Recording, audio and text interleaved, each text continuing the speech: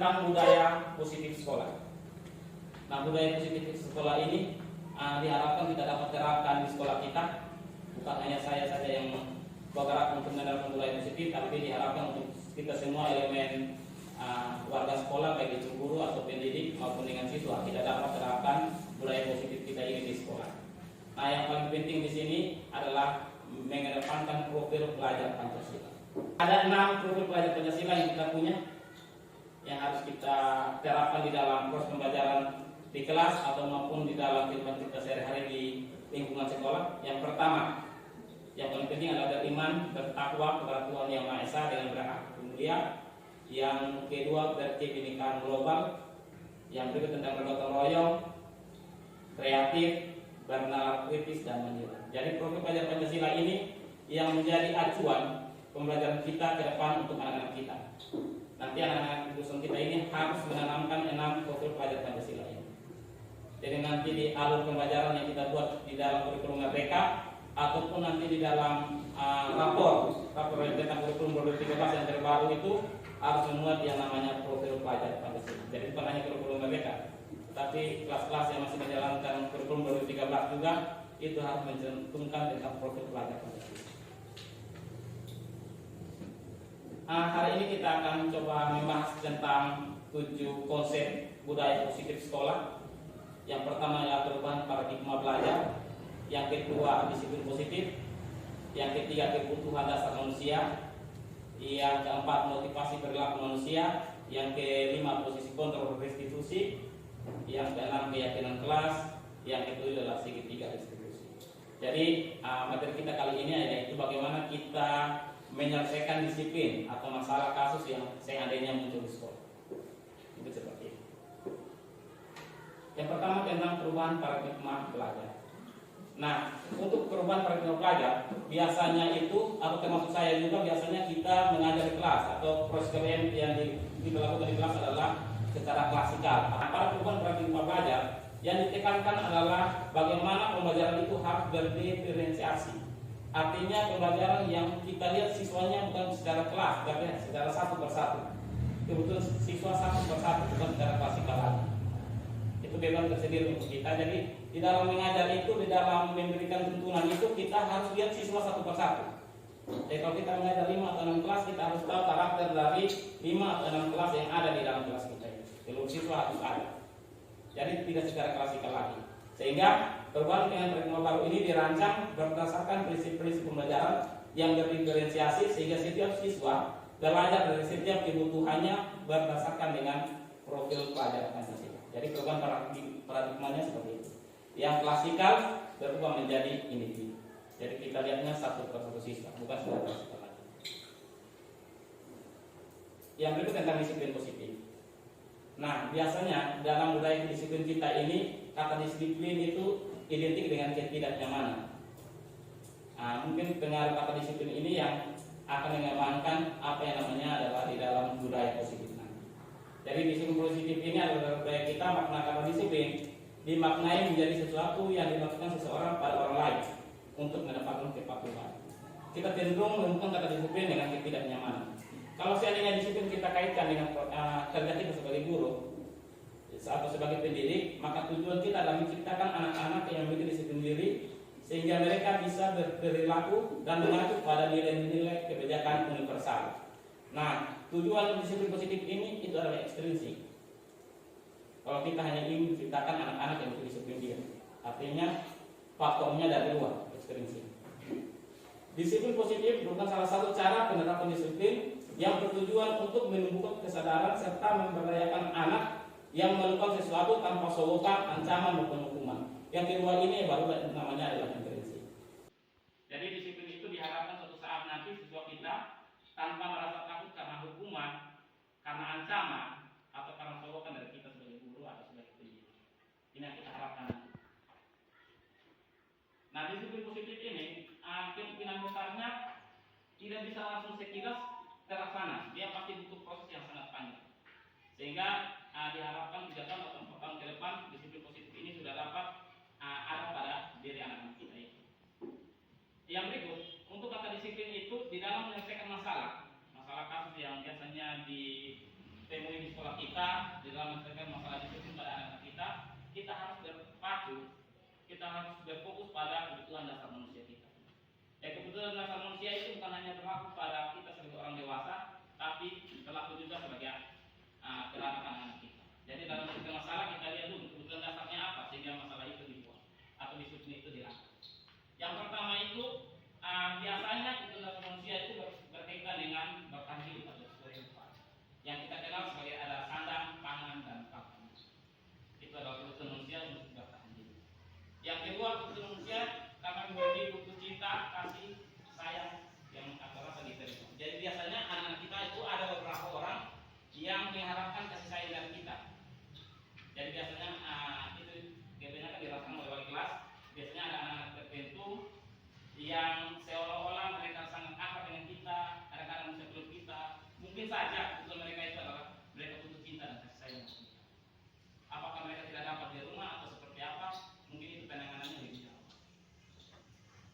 Yang ketiga adalah kesenangan. Biasanya anak-anak kita itu kadang-kadang mereka berbuat sesuatu di kelas, alasannya mereka ingin senang. Jadi itu juga adalah kebutuhan dasar manusia yang tidak dapat kita pungkiri lagi. Yang keempat adalah kebebasan. Jadi biasanya anak-anak kita kebanyakan mereka ingin bebas tanpa ada aturan-aturan dasar yang mengikat mereka. Biasanya seperti itu. Jadi itu juga yang kita lihat di dalam menyelesaikan masalah. Yang terakhir adalah penguasa. Nah biasa ada juga anak-anak kita yang ingin menjadi penguasa di kelas. Artinya ingin menjadi super power di kelas. Mungkin ada suatu anak kita di kelas yang tidaknya kita dapat memantau oh kira-kira anak ini dia ingin menjadi apa di kelas. Apakah penguasa? Apakah dia ingin bebas? Apakah dia hanya ingin bertahan hidup? Contohnya dia makan di kelas. Mungkin dia ingin bertahan hidup karena penyakit mah dan lain-lain. 5 kebutuhan dasar manusia ini menjadi acuan kita di dalam menangani disiplin seandainya ada pelanggaran disiplin oleh anak. Yang berikut tentang motivasi perilaku manusia. Jadi motivasi itu merupakan dorongan dari luar pada diri seseorang secara sadar atau tidak sadar untuk melakukan suatu tindakan. Nah kalau kita kaitkan dengan proses kegiatan kita di sekolah, biasanya untuk menghindari ketidaknyamanan dan hukuman, murid itu melanggar disiplin karena dia merasa takut dihukum. Kalau seperti ini mudah-mudahan suatu saat anak-anak kita tidak lagi merasa takut karena dihukum, karena ini adalah motivasi ekstrinsik atau yang dari luar. Jadi seperti yang tadi sudah pernah saya singgung bahwa sebisa mungkin nanti motivasinya itu adalah motivasi intrinsik bukan ekstrinsik. Memang ini berat, tetapi mudah-mudahan suatu saat bisa terlaksana. Yang kedua, ini yang sering kita lakukan juga dulu, saya sering melakukan ini, yaitu memberikan imbalan atau penghargaan kepada siswa-siswa, misalkan dia jawab benar atau dia tidak pernah alfa, kita beri penghargaan. Ternyata ini juga berasal dari luar atau ekstrinsik. Takutnya nanti ada alasan-alasan tertentu kenapa penghargaan atau imbalan itu tidak boleh dilakukan lagi. Nah, untuk imbalan atau penghargaan ini biasanya yang dilarang itu dalam bentuk berupa benda. Misalkan dia jawab benar, kita kasih gula-gula atau kita kasih hadiah apa, kemungkinan kita yang dilarang sekarang. Karena ada beberapa alasan yang kita bahas. Yang ketiga, yaitu motivasi ekstrinsik, diharapkan murid dapat melakukan disiplin diri karena sadar akan nilai kebajikan dari diri. Ini yang betul-betul diharapkan penerapan disiplin oleh siswa kita. Ini yang menjadi tujuan kita agar siswa kita itu dapat menerapkan disiplin. Yang berikut tentang konsep disiplin dengan identitas segala. Seperti yang sudah saya bahas sebelumnya, ada dua konsep yang penting. Konsep disiplin dengan identitas gagal. Yang pertama itu ada namanya hukuman.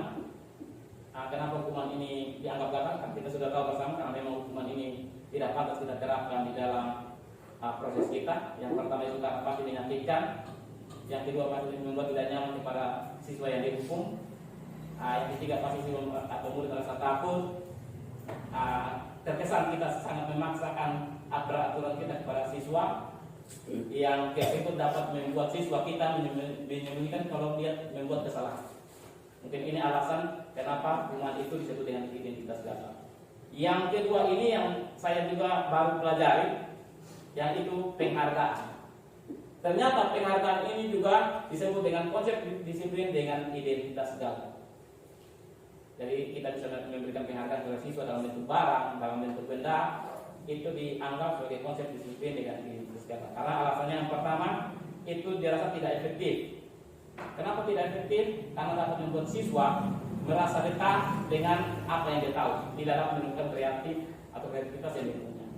Yang kedua, merusak hubungan. Merusak hubungan di sini berarti aku maksudnya adalah membuat sifat iri, rasa iri terhadap teman-teman yang lain terhadap dirinya. Itu juga dapat merusak hubungan. Yang ketiga, mematikan kreativitas. Jangan sampai siswa yang sudah mendapat penghargaan dari kita tidak ingin berkembang lagi. Dia sudah merasa cukup dengan penghargaan yang kita berikan. Yang keempat, yaitu penghukum dengan sistem ranking. Sehingga nanti ke depan kurikulum mereka itu tidak ada namanya ranking lagi. Jadi tidak ada istilahnya yang ranking dan yang bukan ranking, karena takutnya siswa yang dengan ranking yang terakhir itu merasa minder, merasa malu, dan bisa berdampak pada sikapnya di sekolah. Mungkin alasannya seperti itu. Yang terakhir adalah merampas hak menghargai dirinya. Jadi dia menghargai dirinya hanya karena penghargaan yang ingin didapatkan dari guru tersebut. Mungkin itu. Nah, kalau ada identitas gagal, pasti ada namanya identitas sukses. Nah, ada dua identitas sukses yang bisa kita terapkan di sekolah. Yang pertama yang sering sampai sekarang ini kita lakukan adalah konsekuensi. Konsekuensi ini biasanya kita gunakan dalam bentuk peraturan. Jadi aturannya A, kalau melanggar pasti harus B. Itu namanya adalah konsekuensi. Nah, tetapi konsekuensi ini memiliki beberapa kelemahan. Yang pertama, biasanya penguatannya jangka pendek saja. Misalkan dia berada di sekolah kita, konsekuensinya hanya berkisar 3 tahun saja. Setelah itu kalau dia pindah lagi ke tingkat SMA, konsekuensinya berubah lagi. Karena itu dikatakan konsekuensi jangka pendek. Yang kedua, perlu monitoring berkelanjutan. Artinya kita sebagai pihak sekolah dalam membuat peraturan itu kita perlu monitoring atau memantau terus. Yang ketiga adalah stimulus respon. Artinya dalam memberikan konsekuensi, kita sebagai pendidik juga harus memberikan stimulus atau memberikan seperti pesan untuk direspon oleh siswa yang bersangkutan. Tetapi dalam positifnya, murid menghormati peraturan dan kehilangan waktu untuk merenungi kesalahan. Artinya dia tidak perlu merenungi dia salah apa. Dia sudah tahu, oh kita melanggar ini, nanti akibatnya ini. Itu pasti sudah tahu. Dan yang paling diharapkan di dalam kurikulum mereka belajar, yaitu yang namanya adalah restitusi. Apa ini restitusi? Setelah slide ini kita akan bahas. Di dalam restitusi ini, kenapa dikatakan sebagai identitas sukses? Yang pertama, dengan restitusi ini siswa akan bertanggung jawab atas perilakunya. Artinya dia bertanggung jawab sendiri atas kelakuan yang dia buat. Apakah itu melanggar disiplin atau tidak, dia bertanggung jawab penuh. Yang kedua, fokus pada pemecahan jangka panjang. Ini yang diharapkan dari SD, SMP, SMA dan selanjutnya. Dia bertahap sehingga disiplin positif dengan identitas sukses ini dapat diterapkan di dalam diri siswa itu sendiri. Karena diri mereka yang mengkontrol. Yang terakhir itu murid dia bersemangat memperbaiki dirinya. Kenapa dia bersemangat? Sementara kita akan bahas alasan dari restitusi. Oke, untuk pendekatan restitusi sendiri adalah sebuah cara untuk menanamkan disiplin positif para murid. Jadi pengertian restitusi diambil dari Gassen tahun 2004. Dari restitusi adalah proses menciptakan kondisi bagi murid untuk memperbaiki kesalahan mereka sehingga mereka bisa kembali pada kelompok mereka dengan karakter yang lebih kuat. Jadi restitusi sini kita tidak menghukum, tapi kita menanyakan yang namanya nanti ada disebut dengan keyakinan. Jadi keyakinan ini yang dibuat oleh siswa itu sendiri, sehingga mereka merasa sadar akan kesalahan mereka dan mereka dapat kembali ke kelompok mereka tanpa ada rasa minder, rasa malu dan lain-lain. Mungkin seperti itu. Jadi ciri-ciri restitusi itu ada 7 yang saya buat. Yang pertama, dia bukan menebus kesalahan, namun belajar dari kesalahan. Yang kedua, dia memperbaiki hubungan. Hubungannya baik itu dengan guru atau hubungannya sesama dengan teman-teman mereka. Yang ketiga, tawaran bukan paksaan. Jadi di dalam restitusi ini kita memberikan tawaran. Kita menuntut tawarannya, bukan memaksakan tawaran atau aturan yang sudah kita buat. Yang keempat, menuntut untuk melihat ke dalam diri. Jadi nanti ada istilahnya adalah keyakinan yang mereka buat sendiri. Di situ kita tuntut mereka untuk mengarah ke keyakinan yang sudah mereka buat. Yang kelima, mencari kebutuhan dasar yang berdasar tindakan. Seperti tadi kita punya kebutuhan dasar mereka itu ada 6. Jadi kita melihat kesalahan mereka, disipliner mereka ini dengan kebutuhan dasar apa kira-kira. Sehingga kita bisa fokus pada karakter, bukan tindakan. Yang itu dalam menguatkan dengan fokus pada solusi penyelesaian. Di dalam menyelesaikan suatu restitusi dikenal dengan namanya segitiga restitusi. Jadi biasanya kalau untuk menangani masalah disiplin oleh siswa, kita memakai segitiga restitusi. Yang pertama, sebelum kita menyelesaikan masalahnya, kita menstabilkan identitas. Artinya kalau seandainya ada anak yang bermasalah, kita panggil mereka, kita stabilkan dulu identitas mereka. Di situ mereka kasih contoh, ada biasanya dua pernyataan yang mereka pakai. Yang pertama, biasanya mereka berkata pada siswa tersebut bahwa setiap orang pasti pernah melakukan kesalahan, bukan hanya dia saja, sehingga siswanya ini tidak terbeban dengan kesalahan yang dia buat. Seperti kamu bukan satu-satunya yang pernah melakukan kesalahan ini. Setelah kita menstabilkan identitas, kita memvalidasi tindakan yang salah. Artinya kita walaupun dengar atau kita lihat saja tindakan mereka yang salah, kita validasi dulu. Kita cari tahu dulu kenapa tidak dia membuat kesalahan itu. Alasannya apa? Itu yang namanya adalah memvalidasi tindakan yang salah. Jadi untuk memvalidasi tindakan yang salah ada dua pernyataan yang mereka berikan. Biasanya perkataan yang pertama, kamu tentu punya alasan untuk melakukan itu. Jadi siswa yang melakukan kesalahan, misalnya dia berkelahi, pasti dia punya alasan, tidak mungkin tidak. Setelah itu baru kita menanyakan kepada mereka ada cara yang lebih efektif dalam menyelesaikan masalah mereka. Yang terakhir adalah menanyakan keyakinan. Jadi keyakinan ini yang sudah dibuat atau disepakati bersama nanti. Nanti setelah ini mungkin ada keyakinan, kita akan bahas itu. Jadi untuk menanyakan keyakinan itu yang terakhir, yaitu nilai apa saja yang telah kita sepakati di dalam peraturan atau keyakinan kita sudah buat. Dan yang paling terakhir, kalau seperti itu kamu ingin menjadi seperti apa? Mungkin pertanyaan-pertanyaan ini menjadi dasar di dalam segitiga restitusi. Oke, yang berikut tentang 5 posisi kontrol kita guru untuk di dalam restitusi. Yang pertama itu apakah kita sebagai penghukum. Jadi saya tidak mau menjustis bahwa kita seperti apa, kita masing-masing menilai diri di dalam 5 posisi kontrol guru dalam restitusi. Apakah kita sebagai penghukum? Kalau penghukum itu biasanya kita memberi hukuman, dia membuat kesalahan, kita kasih hukuman itu sebagai penghukum. Yang kedua, pembuat merasa bersalah. Yang kedua, pembuat merasa bersalah ini biasanya hanya dengan kata-kata atau dengan kalimat saja. Nah, kata orang kadang-kadang kata-kata itu lebih sakit dari hukuman fisik. Yang ketiga, apakah kita menerapkan diri kita sebagai teman dengan siswa-siswa kita? Yang keempat, apakah kita sebagai pemantau? Yang kelima, apakah kita sebagai manajer?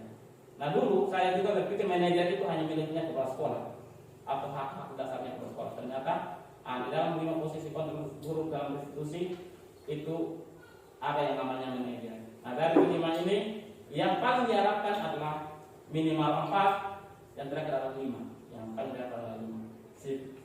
Sikap kita sebagai manajer. Dan manajer ini artinya kita menyelesaikan masalah dengan memberikan solusi.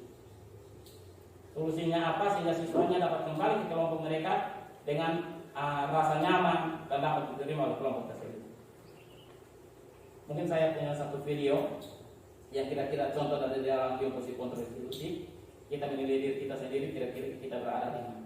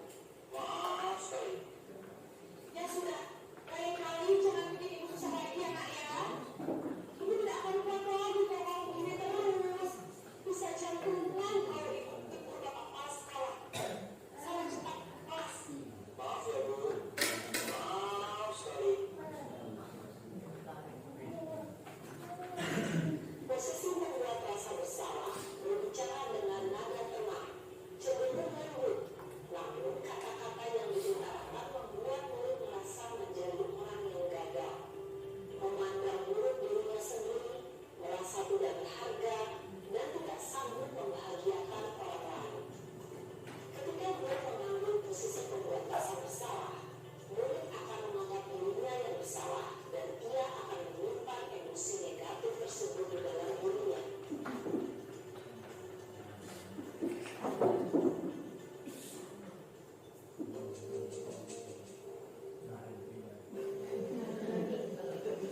Siswa kan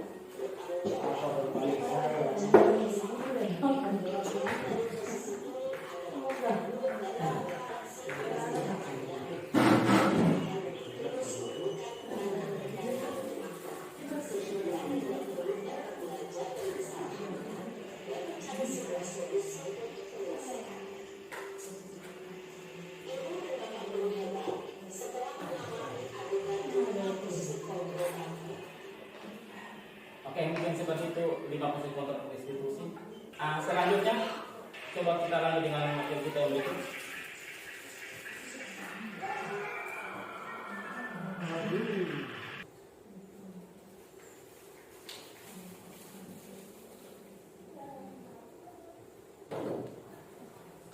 Nah, biasanya kita pakai peraturan kelas. Selebihnya atau kali ini mereka tingkatkan lagi, namanya adalah keyakinan kelas. Keyakinan kelas ini diharapkan untuk 1 atau 2 tahun ke depan ini dapat diterapkan, baru akan diterapkannya yang namanya adalah keyakinan sekolah. Apa itu keyakinan kelas? Jadi keyakinan kelas ini tidak jauh berbeda dengan peraturan. Yang membedakannya dia 1 tingkat lebih tinggi dari yang namanya adalah peraturan. Karena kalau kita pakai peraturan itu yang muncul nanti motivasinya adalah eksternal, bukan internal. Sedang keyakinan yang munculnya nanti motivasinya pasti internal. Oke, di dalam buku keyakinan kelas diharapkan nanti ke depan kita semua sebagai guru mata pelajaran atau sebagai wali kelas, kita masing-masing membuat keyakinan kelas kita masing-masing. Artinya keyakinan kelas antara satu guru dengan guru lain bisa berbeda sesuai dengan kesepakatan bersama antara guru dengan murid. Jadi dalam membuat keyakinan kelas ada 3 langkah. Yang pertama kita buat peraturan dulu, kita berdiskusi dengan siswa tentang peraturan yang kira-kira dapat dibuat di dalam kelas. Setelah itu kita merubah peraturan atau merumuskan peraturan itu menjadi sebuah keyakinan. Yang terakhir kita menempelkan keyakinan tersebut di kelas untuk dapat dicatat atau dapat diingat oleh siswa-siswa kita maupun kita sebagai guru. Jadi 3 langkah untuk keyakinan. Nanti kita akan bahas lebih jauh kalau kita sudah dapat menerapkan yang namanya laporan.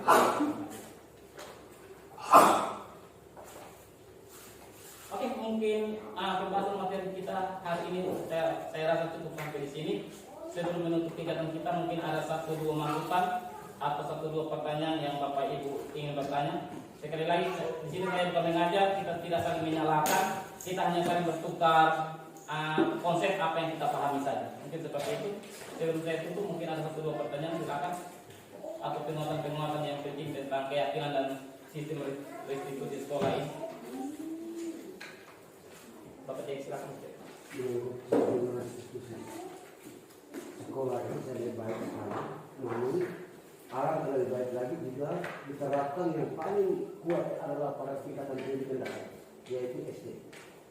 Sehingga mereka sudah terbiasa dari SD, di SMP tinggal dipoles, masuk ke SMA tinggal ditinggal cara lagi, dan itu akan menghasilkan generasi-generasi yang bagus kita.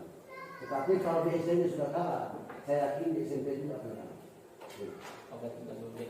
Kita tahu bersama di namanya perubahan kurikulum itu biasanya tidak serentak berubah antara semua tingkat. Biasanya yang berubah kurikulumnya setara itu tingkat paling awal.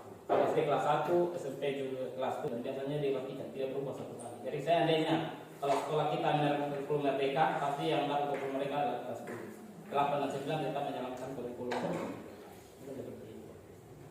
Tidak ada yang lain? Atau kira-kira mungkin ada sesuatu yang tidak sesuai dengan pemahaman Bapak Ibu semua tentang restitusi dan keyakinan kelas. Oke, kalau tidak ada mau laporin, mau Bapak. Satu lagi. Baik, menurut saya restitusi memang bagus yang harus kita.